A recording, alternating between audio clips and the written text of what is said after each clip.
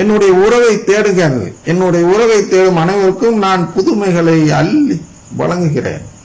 எல்லா குடும்பத்திலையும், எல்லா கத்தோலிக்க குடும்பத்திலையும் ஏதாவது ஒரு புதுமை நிகழ்ச்சியாவது நடந்திருக்கும். எங்களுடைய குடும்பத்தில் கூட, எங்களுடைய தாய் மாமா குடும்பத்தில் கூட அவருடைய பெண், மூத்த பெண் காமனாமல் போய் கிடைத்ததற்கு அதே பெண் உயரத்திற்கு ஒரு வெள்ளி சிலை செய்து அங்கே மியூசியத்திற்கு கொடுத்திருக்கிறார்.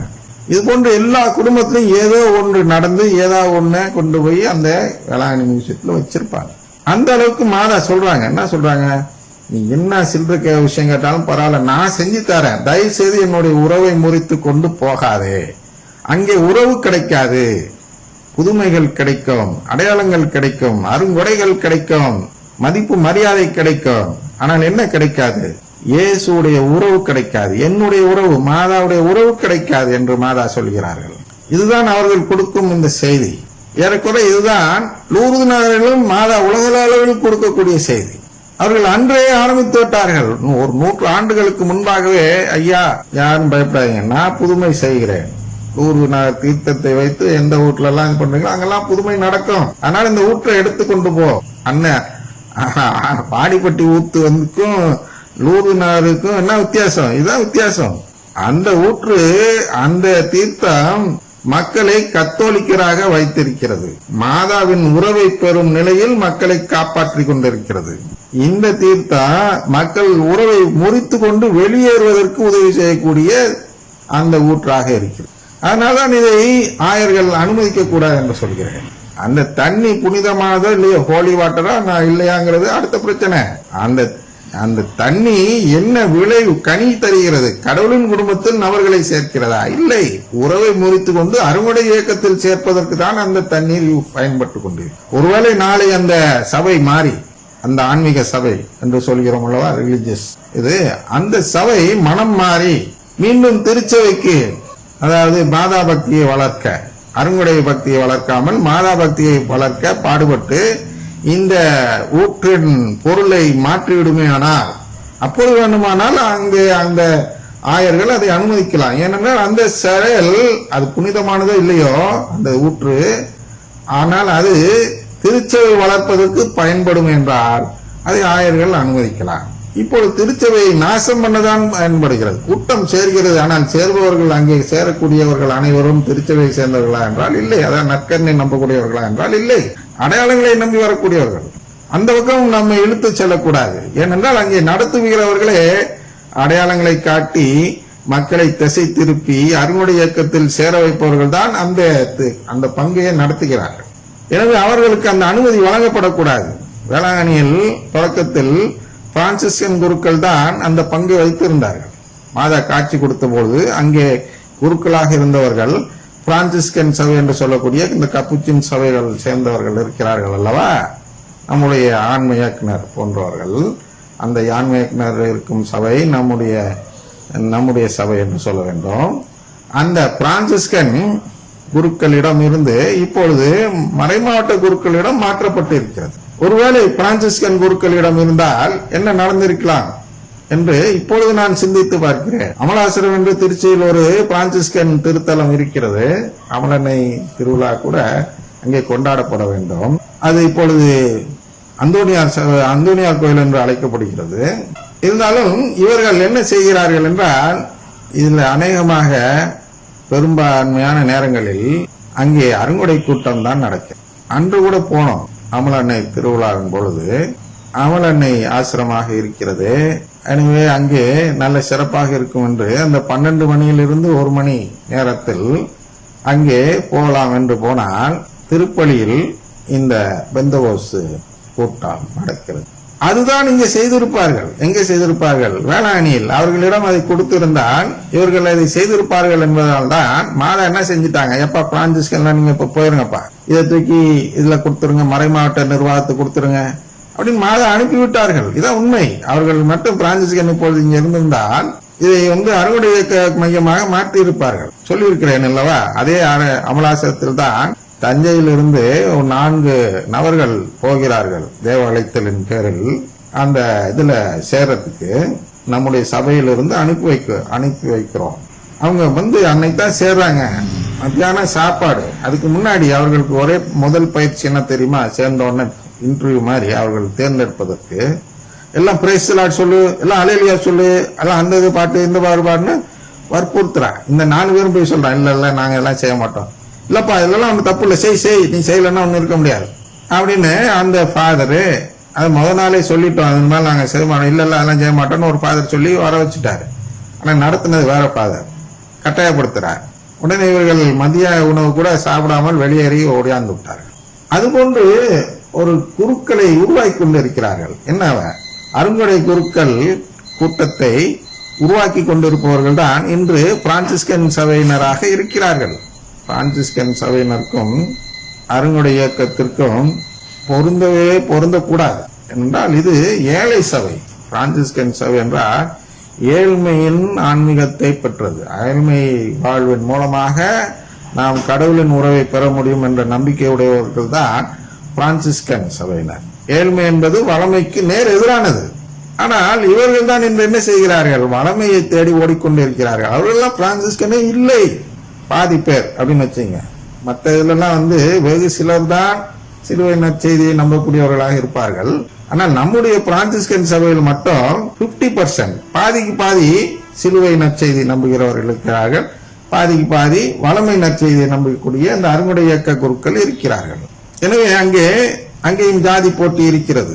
இந்த பாதிக்கு பாதியில வளமை நற்செய்தியை சேர்ந்தவர்கள் தான் அந்த பெரும்பான்மை ஜாதியை சேர்ந்தவர்களாக இருப்பதால் அந்த பெரும்பான்மையினர் தேர்ந்தெடுக்கக்கூடிய அந்த புரோவின்சியல் என்று சொல்கிறோம் அல்லவா, அவரும் அவர்களை ஆதரிக்கக்கூடியவராக இருப்பதால் அவரே அதில் சேராதவராக இருந்தால் கூட அவரால் அதை கட்டுப்படுத்த முடியவில்லை. இதான் நாம் பார்த்து வருகிறோம் அனுபவத்தில். பல புரோவின்சியல்கள் வந்து போய்விட்டார்கள்.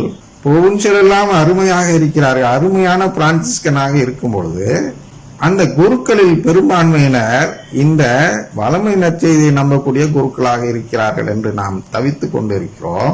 அந்த தவிப்பில் ஆராய்ச்சி செய்து பார்த்தபோதுதான் இந்த உண்மை வெளிப்பட்டு வந்தது. எந்த உண்மை வெளிப்பட்டு வந்தது என்றால் ஜாதி அரசியல்.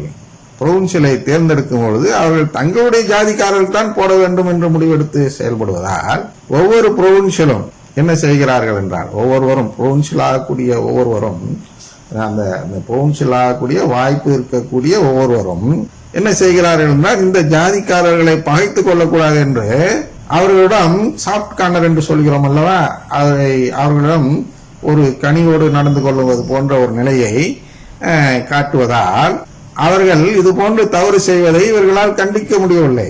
ஒரு புரோவின்சியல், ஒரு அனுபவத்தை சொல்கிறேன், நேரம் இருக்கிறதா என்ற தெரியவில்லை. புரோவின்சியல் ஆவதற்கு முன்பு ஒருவர் இருக்கிறார், வேற சொல்லவா நான் நினைக்கிறேன். அவர் அந்த இது நடத்துறாங்க, மாநாடு நடத்துறதுக்காக கூட்டம் கூட்டி பேசுறோம். அப்ப நான் சொல்றேன் மாநாடு கரெக்ட், ஆனா அதுல நம்ம அருங்கொடை இயக்க பாடெல்லாம் பாடாம நடத்துவோம் ஃபாதர் அப்படின்னு நம்ம சொல்றோம். அப்ப அந்த அருங்கொடை இயக்க இது ஆதரவாளர் ஒரு ஃபாதர் இருந்து கொண்டு ஏன் அதை நடத்தக்கூடாதுன்னு சொல்றீங்க, அதுல என்ன தப்பு இருக்கு, அது பாடலாம கொள்ளலாமன்னு அவர் பேசுறாரு. அப்ப நான் சொல்றேன், ஏன் ஃபாதர் அதுல இது மாதிரி சிலருக்கு பிடிக்கும் பிடிக்காது எல்லாம் இருக்கும்போது எதுக்கு பிடிக்காததான் வலுக்கட்டாயப்படுத்துறீங்க அப்படின்னு அவர் அந்த ஃபாதர் ஏத்துக்கல. உடனே இந்த புரோவின்சியலான ஃபாதர் அங்கே அமர்ந்து இருக்கிறார். அப்போதுதான் அதுல அதிபதியாக, அதே அமலாசனத்தில் தான் அந்த அதிபதியாக இருந்தவர் என்பதால் அவர் என்ன செய்கிறார் என்றால், இல்ல நீங்க ஏன் நம்முடைய மாநாட்டில் கைத்தட்டி ஜெயிக்கிறதுலாம் நமக்கு வேண்டாம் என்று சொல்கிறார். அது அப்புறமா புரோவின்சியல் ஆகிறார். ஒரு 2 பீரியடோ நினைக்கிறேன், புரோவின்சியல் ஆகிவிட்டார்.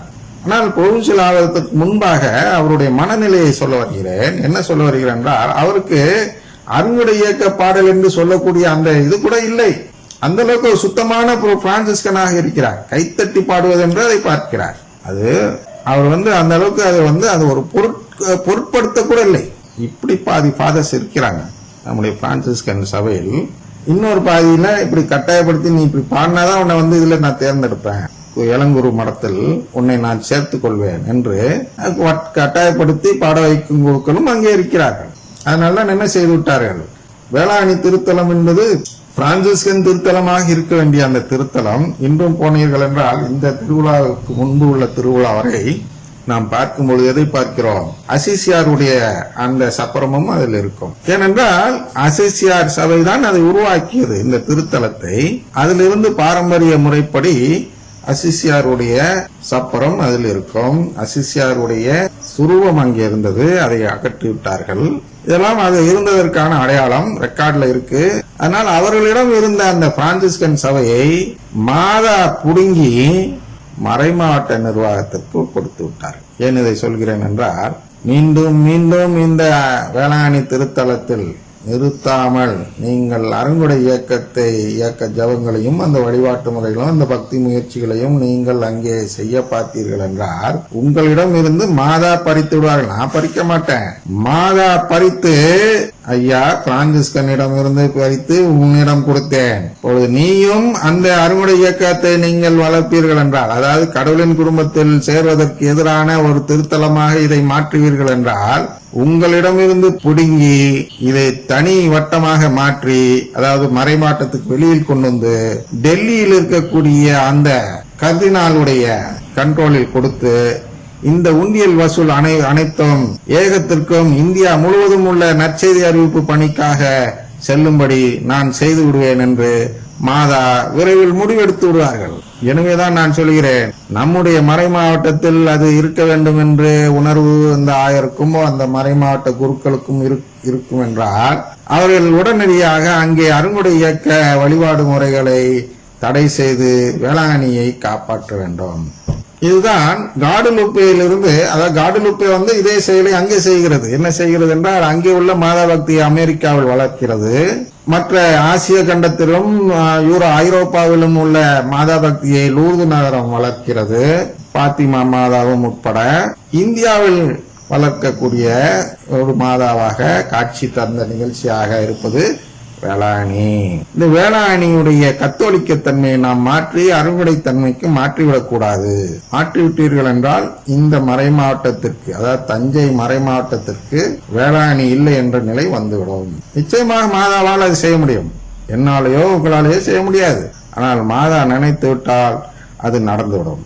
அதனால் உங்களுடைய ஆயுள் காலத்தில் அது நடக்க வேண்டாம் என்று நீங்கள் நினைப்பீர்கள் என்றால் உடனடியாக அருங்குடை இயக்க வழிபாட்டு முறைகளையும் பக்தி முயற்சிகளையும் வேளாங்கண்ணியிலிருந்து சுத்தப்படுத்தி வெளியேற்றி விடுங்கள். அங்கே யாரும் அருங்குடையினர் நுழையக்கூடாது என்ற ஒரு மரபு வழியை கடைபிடிக்க சட்டமில்லைதான், இருந்தாலும் கடைபிடிக்கலாம் சில விதிமுறைகளை. மாதா திருத்தலங்க, தூயாவின்னு சொல்லிக்கிறாங்க. அவங்க எங்கெல்லாம் போறாங்களோ அங்கெல்லாம் திருத்தலம் வாய்க்க வேண்டியதானே. எதுக்கு மாதா கிட்ட விட்டுறாங்க? அவங்க மாதாவுக்கு எதிரானவர்கள். மாதா நமக்கு தாய் இல்லைன்னு சொல்லவுங்க. மாதா தாய் நினைச்சா அவங்க அந்த வழிபாட்டு முறைக்கு போவாங்களா? யோசிச்சு பாருங்க. மாதாவுடைய உறவை முறித்து கொண்டு போகிறார்கள். ஆனா மாதாவுடைய பெயரை பயன்படுத்தி, எனக்கு மாதா மீது அதீத பக்தி இருக்கிறது, மாதையால் அப்படியாக்க இப்படியாக்கலாம், அவங்களால ஒரு மணி நேரம் 10 மணி நேரம் கூட பேச முடியும். ஆனால் அவர்கள் யார் அடிப்படையில் என்றால் மாதாவின் உறவை முறித்து கொண்டால் தவறு இல்லை என்று போதிக்கக்கூடியவர்களாக இருக்கிறார்கள். அதனால்தான் அவர்கள் பெந்தகோஸ்து வழிபாட்டு முறையை கையில் எடுத்துக் கொள்கிறார்கள். மாதாவுடைய அந்த பக்தி முயற்சி முறை வழிபாட்டு முறை என்று எடுத்துக்கொண்டால் அது எல்லோருக்கும் தெரிந்த உண்மை என்னன்னா ஜபமாலை. அருங்குடை இயக்கத்தினர்கள் பேருக்கா ஜபமாலை சொல்வார்களே தவிர அவர்கள் போதனை என்ன என்றால் அதெல்லாம் வீண் வார்த்தை, ரெப்படிஷன். ஒரே வார்த்தையை திருப்பி திருப்பி சொன்னா புண்ணியம் இல்ல. சொந்தமா அப்படியே கண்ணை மூடி கை தூக்கிட்டு அப்படியே சொந்தமா ஜெபம் சொல்லணும், 1/2 மணி நேரம் நான் சொல்லுவேன் அப்படின்னு சொல்லக்கூடியவர்கள் தான் அருங்குடை இயக்கத்தினர்கள். மாதா பக்தியை உடையவர்கள் பக்தர்கள் யார் என்றால், எனக்கு சொந்தமாலாம் ஜெபம் சொல்ல வராதுப்பா, ஒரு ஜெபமாலை சொல்றேன், ஒரு சிலுவை போட்டு அனுப்புவேன், அதான் உனக்கு ஆசீர்வாதம் சொல்லி அனுப்பக்கூடியவர்கள் தான் மாதா பக்தர்கள். சொந்தமா ஜெபம் சொல்றேன் எவனுமே மாதா பக்தரே இல்லை. ஏனென்றால் சொந்த ஜெபத்தில் எந்த கனியும் கிடையாது. அருள் நிறைந்த மரியாவில் தான் உண்மையிலேயே தூயாவியானவர் இறங்குகிறார் என்பதால் கபிரியேல் வானதூதரே அந்த மந்திரத்தை உச்சரித்து தான் அந்த இயேசுவை மாதா வயிற்றில் கருவாக மாற்றுகிறார் தூயாவியானவர். எனவே இந்த மாதாவுடைய ஜபம் என்று சொல்லக்கூடியதை விட சிறந்த ஜபம் எந்த விதத்திலும் அருங்குடை இயக்கத்தினரால் சொல்ல முடியாது என்று சொல்லி தந்தை மகன் தூயாவின் பெயராலே ஆமென்.